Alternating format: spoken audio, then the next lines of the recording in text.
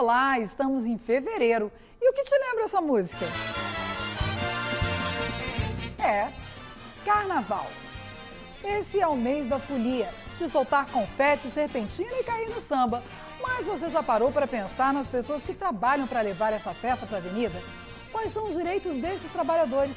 É sobre isso que abrimos o Trabalho Legal de hoje. Carnaval, folia, animação. Quem não gosta, né? Mas é preciso ficar atento nos direitos de quem trabalha nesses eventos. E o Ministério Público do Trabalho está de olho em tudo. No particular, as pessoas vêm até mim, contratam o meu trabalho e aí a gente fecha e no ato da entrega fazem o pagamento. E você vai ver também. Campanha do MPT alerta sobre os perigos do trabalho infantil durante o Carnaval. Nos últimos 5 anos, o Brasil registrou mais de 5.500 denúncias relacionadas a trabalho escravo. Só em 2021, foram quase 2.000 pessoas resgatadas de trabalhos análogos à escravidão em ações do Ministério Público do Trabalho. Essa foi a primeira situação operacional em que a gente consegue prender em flagrante o dito traficante de pessoas. O Trabalho Legal começa agora.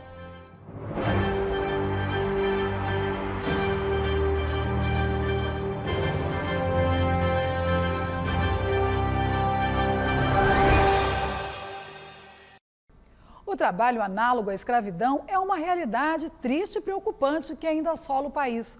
O Dia Nacional de Combate ao Trabalho Escravo, celebrado em 28 de janeiro, foi criado em 2009 para homenagear os 3 auditores fiscais do trabalho assassinados em 2004 durante inspeção para apurar denúncias de trabalho escravo em fazendas de uma região de Minas Gerais. Episódio que ficou conhecido como a Chacina de Unai. Entenda como os trabalhadores escravizados são afetados, as condições precárias e os riscos à saúde. O que estão expostos e o que está sendo feito para combater essa prática ilegal e inaceitável na reportagem de Maicon Leão.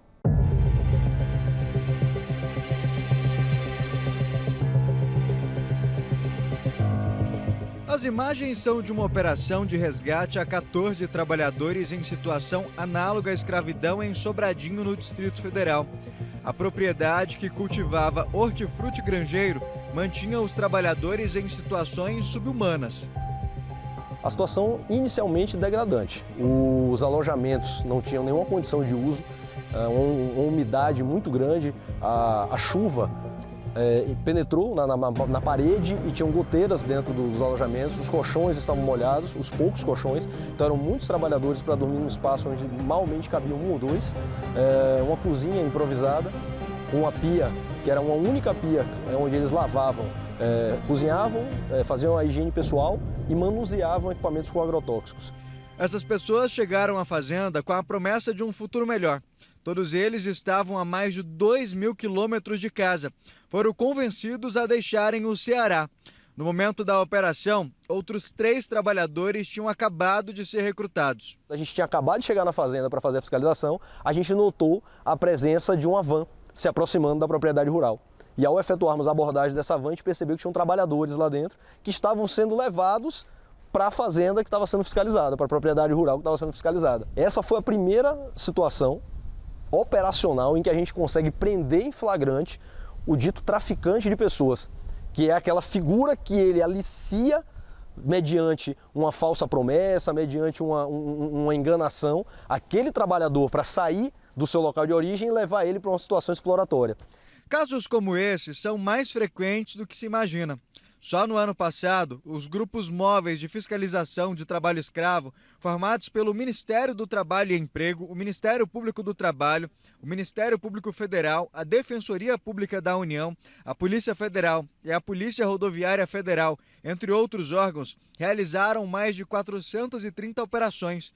2.575 trabalhadores em condições análogas à escravidão foram resgatados. E, às vezes, essa situação pode acontecer ao nosso lado. Uma situação em que a empregada reside na residência dos patrões, fica à disposição 24 horas, sem direito a férias. Então, apesar de não ser um trabalho pesado, intenso, o serviço, ela está com a jornada exaustiva, né? E um outro exemplo seria o caso de um trabalho numa mineradora, com levantamento de pedras e peso excessivo, que apesar de não ser uma jornada muito extensa, mesmo num curto período de tempo, poderia também caracterizar o trabalho degradante. E muitas vezes a fiscalização dessas propriedades é um risco até para as próprias equipes. Em Unai, Minas Gerais, em 2004, 3 auditores fiscais do trabalho e o motorista que os acompanhava foram assassinados em uma emboscada durante uma operação que investigava denúncias de trabalho escravo na região. A chacina é um reflexo dos riscos que esses trabalhadores estão sujeitos e o que acontece quando muitos deles tentam sair dessa situação. Nós temos casos de trabalhadores que foram encontrados ao longo desse período, desde 1995, foram encontrados enterrados dentro de fazenda, em cova rasa, né? Trabalhadores que tentaram protestar e sair, foram assassinados, trabalhadores que foram severamente punidos com açoite, trabalhadores que foram marcados com ferro de marcar gado nas costas, né? E, recentemente, está sob investigação o assassinato de 3 trabalhadores em fazenda de colheita do café. Mas, além de resgatar essas pessoas, o Ministério Público do Trabalho também auxilia no recebimento dos seus direitos, que eram desrespeitados. Elas recebem todas as verbas rescisórias a que elas têm direito. Quando nós chegamos num local desse, nós fazemos as contas desde o dia que ela chegou ali, aliás, desde o dia que ela saiu da sua residência, né? E está à disposição daquele empregador. São feitos os cálculos, cobrados os valores do empregador. Elas ainda recebem 3 parcelas do seguro-desemprego especial, que é fornecido a essas vítimas, e o Ministério Público do Trabalho normalmente entra com ação por dano moral para ser pago a essas vítimas. O pós-resgate também é um momento delicado e, para contribuir, o projeto Ação Integrada RJ e a Comissão de Erradicação do Trabalho Escravo do Estado do Rio de Janeiro desenvolveram um manual para jornalistas abordarem o tema com as vítimas.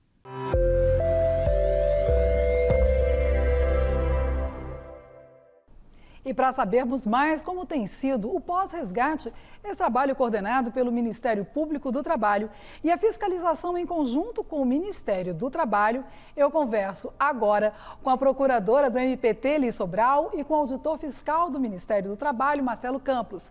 Primeiramente, eu quero agradecer a presença de vocês aqui no nosso programa. Obrigada. Obrigada também. E eu quero começar falando desse pós-resgate, doutora Liz. Afinal, o que acontece depois que esses trabalhadores são resgatados? Porque fica sempre aquela dúvida, né? Eles foram resgatados, muitos vêm de áreas rurais. O que é o pós-resgate exatamente?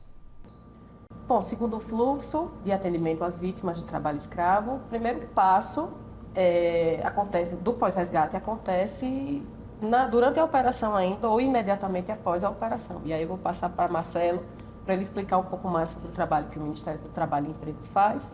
E, na sequência, eu queria explicar um pouco sobre a continuidade, né, que é a parte do trabalho do Ministério Público do Trabalho. Ah, Marcelo, então é com o senhor. Então, quer dizer que além da fiscalização, também tem aí uma questão de pós-resgate. Claro, a fiscalização do combate ao trabalho escravo, ela não é apenas no momento de identificar e caracterizar o trabalho escravo. Ela prolonga-se até a retirada dos trabalhadores daquele local e o encaminhamento, o monitoramento do retorno deles aos locais de origem. Porque as vítimas de trabalho escravo no Brasil, normalmente elas não moram, não residem próximo do local onde elas são exploradas. Como a gente viu ali naquela reportagem que acabamos de passar. Aliás, essa é um estratagema de quem explora, né? Pegar vítimas de locais distantes, porque aí fica mais fácil de explorar e de oprimir, né? Então, o pós-resgate, após recebidas as verbas rescisórias, as guias do seguro-desemprego, por exemplo, se estamos em Brasília e a vítima é do Ceará, nós monitoramos, junto com a PRF, com parceiros, o retorno desses trabalhadores até a casa deles. Inclusive, o Ministério Público do Trabalho tem um projeto nacional que é justamente voltado para a capacitação da rede de atendimento às vítimas de trabalho escravo, com o objetivo de difundir e tratar do conceito de trabalho escravo, escravidão contemporânea, no sistema jurídico brasileiro, e mais falar também das principais formas, o que a fiscalização encontra no local, falar sobre o conceito de forma ampla mesmo, e envolver a assistência nesse trabalho, porque ela faz parte, ela ocupa um espaço importantíssimo nesse momento do pós-resgate, para acompanhar o pós, né? O que foi feito da vida das pessoas. Sim, Agora só complementando claro. o que Liz disse, após essa libertação e o retorno dos trabalhadores aos locais de origem, o Ministério do Trabalho, cumprindo o fluxo nacionalmente estabelecido, encaminha ofício às COETRAs, né, que são as organizações estaduais de combate ao trabalho escravo, com o nome das vítimas e as residências, os dados delas. Para quê? Para que os aparelhos do Estado, de saúde, educação, assistência social, possam visitar esses trabalhadores lá nas suas residências e oferecer serviços. Mas aí vem aquela pergunta, e eu que estou vendo? Eu vejo, como a gente teve recentemente, agora o caso da Madalena, aquela empregada doméstica, que estava numa condição análoga à escravidão. Como é que eu faço? De repente eu noto ali uma coisa estranha na casa do vizinho, porque às vezes é feito denúncias por terceiros, estou errada? As ações de combate ao trabalho escravo, quase em sua totalidade, são oriundas de denúncias, né? Às vezes denúncias feitas pelos próprios trabalhadores, né? Os trabalhadores hoje em dia, felizmente, têm acesso a celular, né? E mesmo sendo vítimas, têm o celular. E eles conseguem fazer as denúncias, né? Ou então alguém que entrega mercadorias em determinada fazenda, verifica aquela situação, entende que é trabalho escravo, né? Ou algum trabalhador que foge do local, é muito comum, né? E vai até um local mais próximo, um pastor, igreja, né? E pede socorro e consegue fazer as denúncias. E todos os órgãos do Estado, Ministério Público Federal, do Poder Executivo, têm sistemas de coleta de denúncias. O Ministério do Trabalho e Emprego tem o chamado Sistema IP. Basta colocar no Google Sistema IP Denúncia Trabalho Escravo, que vai aparecer um formulário fácil, amigável, que qualquer um pode fazer a denúncia. E voltando à questão anterior, que eu acho que é muito importante, nós sempre ouvimos o argumento, né, Liz? Quando chegamos nesses locais, ou às vezes até em momentos de defesa do nosso trabalho no Poder Judiciário, de que aquele trabalhador estava em condição semelhante à que ele mora, por exemplo, lá no Nordeste ou no Norte, no Pará, que as condições da casa dele não são muito diferentes daquelas. Esse é um argumento inaceitável. E por quê? Porque a vítima, quando está na casa dela, ela pode estar morando até na rua, né? É algo do controle da individualidade dela. Mas quando ela é levada para trabalhar, produzindo riqueza para quem a explora, ela tem direitos, né? E esses direitos têm que ser assegurados. Eu quero agradecer imensamente a presença de vocês. O assunto é tão importante que com certeza ele não vai parar aqui. Com certeza a gente ainda vai falar de pós-resgate, a gente vai falar de programas e projetos do Ministério Público do Trabalho, do Ministério do Trabalho. Com certeza essa nossa conversa não termina aqui, mas eu quero agradecer mais uma vez a presença de vocês, chamar atenção para essas questões que às vezes a pessoa torna o outro invisível ou às vezes normatiza uma coisa que não é normal. É isso que a gente tem que mostrar para todo mundo. Não é normal, vamos denunciar, viu errado, se aprofunda mais para saber o que está acontecendo ali. Obrigada. E veja no próximo bloco a face oculta da festa popular. O trabalho no carnaval. Eu volto já já.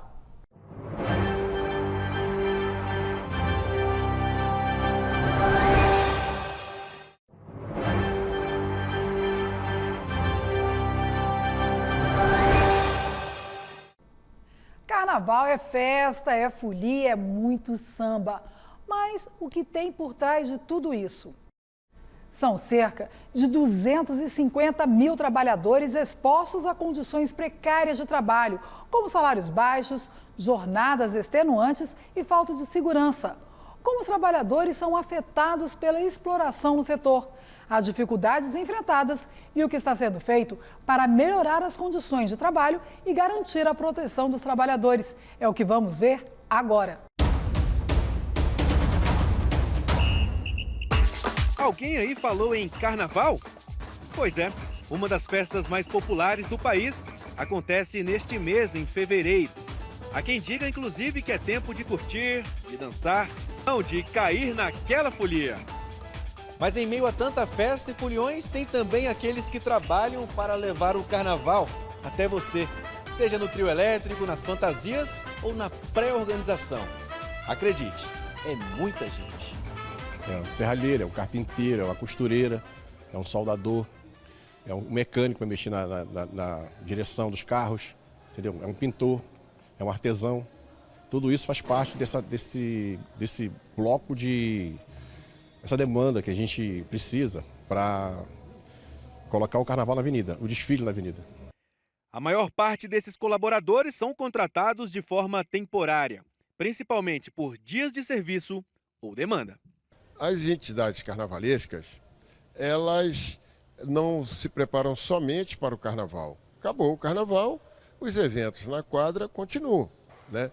E aí tem o problema, a segurança, contrata o pessoal de manutenção, de ritmistas. É o que acontece com a Kátia Miranda, costureira há mais de 20 anos. Além de montar peças e fantasias, a profissional é chamada por várias escolas de samba, principalmente no período que antecede as festas carnavalescas. Eu trabalho assim, quando a escola de samba precisa dos meus serviços, eu converso com o presidente da minha escola, ele me ajuda e a gente coloca a nossa escola fazer algumas apresentações. Agora, no particular, as pessoas vêm até mim, contratam o meu trabalho e aí a gente fecha e no ato da entrega fazem o pagamento ou metade antes. Infelizmente, é nesses períodos que acontecem a exploração nas relações de trabalho, ou em outras palavras, a contratação de pessoas com condições mínimas de trabalho. O objetivo principal do Ministério Público do Trabalho é verificar o cumprimento da ordem jurídica, da legislação trabalhista e colher provas. A própria CLT, Consolidação das Leis Trabalhistas, ela prevê a possibilidade de o trabalhador prestar serviços por um tempo curto, um tempo determinado. E essa contratação temporária, que se chama, é feita mediante um contrato escrito. A carteira de trabalho é anotada com esse contrato temporário e o trabalhador tem direito a todos os direitos trabalhistas previstos na CLT e na Constituição da República. O que ocorre nos grandes eventos é que os empresários entendem que mesmo que seja para trabalhar no carnaval, no sambódromo, por exemplo, por 3, 4 dias, ou durante os ensaios técnicos e carnaval, não há necessidade de registrar, de contratar esses trabalhadores como empregados temporários. E aí o que acontece? Nós encontramos trabalhadores desprotegidos. Esses trabalhadores prestam serviços totalmente sem garantias trabalhistas. E mesmo não tendo uma tradição de carnaval como em outros estados, escolas de samba aqui da capital federal ainda contratam muita gente nesse período de folia. Em média, assim, umas 50, 60 pessoas, porque tem fantasias, tem várias alas. Então, cada ala demanda vários profissionais. Então, acho que umas 50, 60 pessoas para fazer esse trabalho todo do carnaval. Se a gente conseguir... E as dúvidas de quem trabalha no carnaval são muitas. É hora de tirá-las no nosso quadro Fala Trabalhador.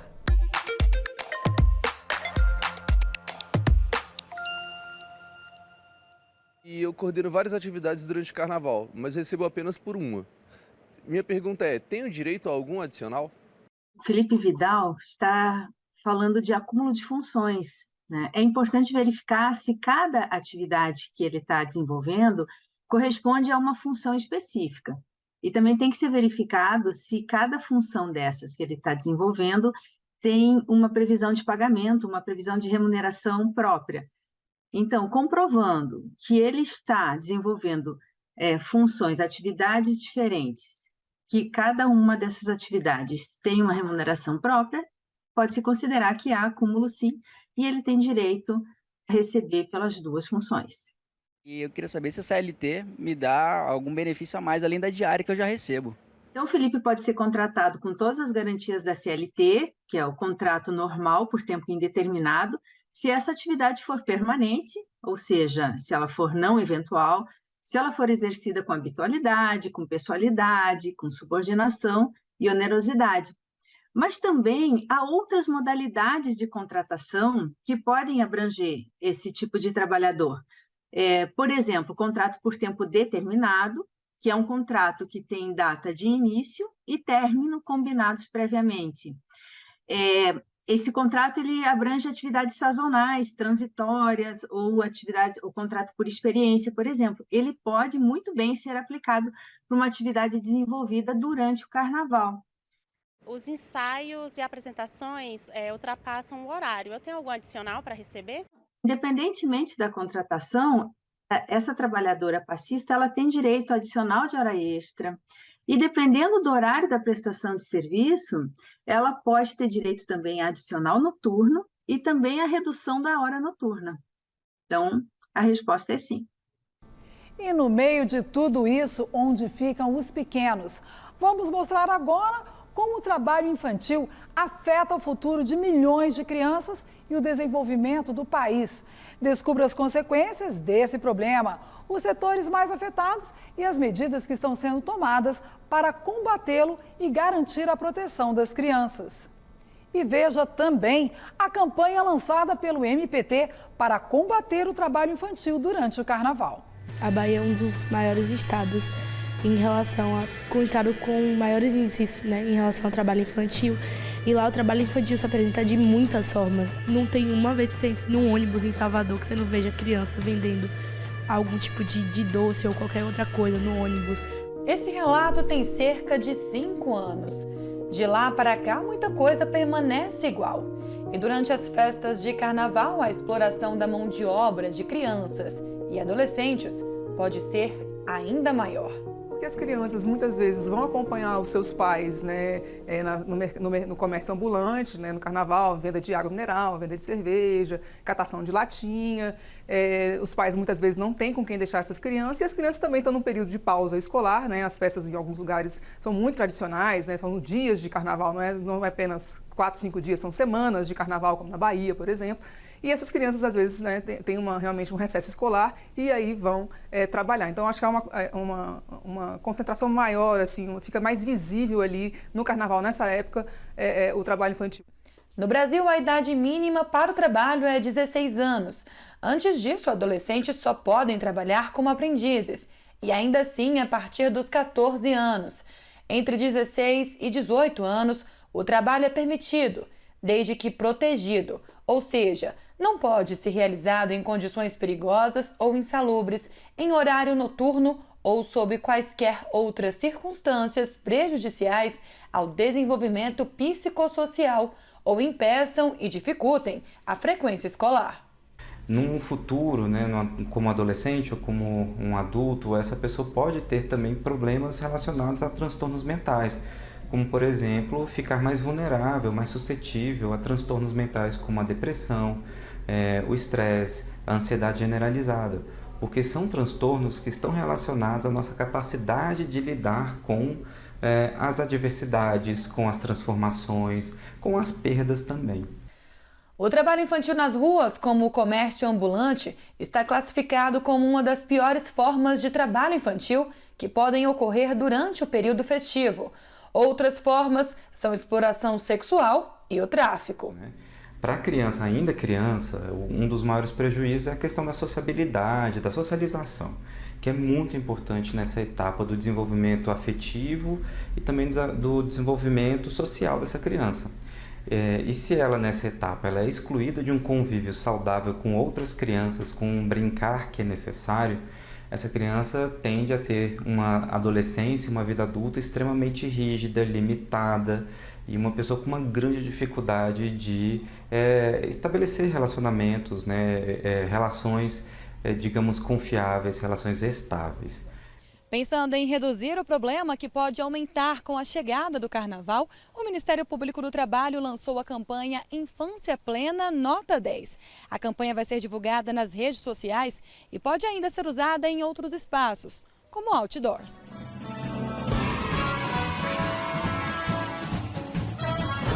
A ideia é a gente despertar a sociedade novamente, chamar a atenção para o fato de que criança e adolescente é sujeito de direito, né? Ela tem direito a não trabalhar, ela tem direito a ter acesso às políticas públicas de cultura, lazer e esporte, né?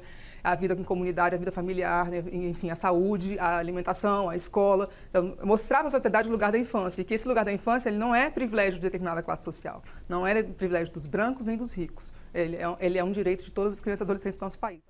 A procuradora conta ainda que cada estado do Brasil também vai realizar outras campanhas paralelas contra o trabalho infantil no Carnaval. Em Salvador, a gente mandou diversas camisas da hashtag Chega de Trabalho Infantil para as pessoas da rede de proteção que vão trabalhar no apoio ao Carnaval, nessa vertente da prevenção e do enfrentamento ao trabalho infantil, né? Então, em São Paulo, por exemplo, vão fazer campanha também no Sambódromo, né? Então, acho que isso tudo se soma em uma grande mobilização, numa frente ampla, né, pela infância e pelo Brasil sem trabalho infantil, né? E caso você presencie cenas de crianças e adolescentes trabalhando, não se cale, denuncie. Ela pode denunciar no Disque 100, né, que é bastante fácil, né, no site do MPT, mpt.mp.br, pode denunciar na Superintendência Regional do Trabalho, nas auditorias fiscais do trabalho, para o Conselho Tutelar, né, para a Promotoria da Infância, tem vários, até nos canais, algumas prefeituras, municípios, têm canais próprios de denúncia. Todas as vezes que a gente vê uma criança trabalhando e a gente não faz nada, nós estamos sendo condescendentes com uma violação de direitos humanos muito grave. E chegou a hora de navegar na internet e fazer um giro pelas redes sociais do Ministério Público do Trabalho.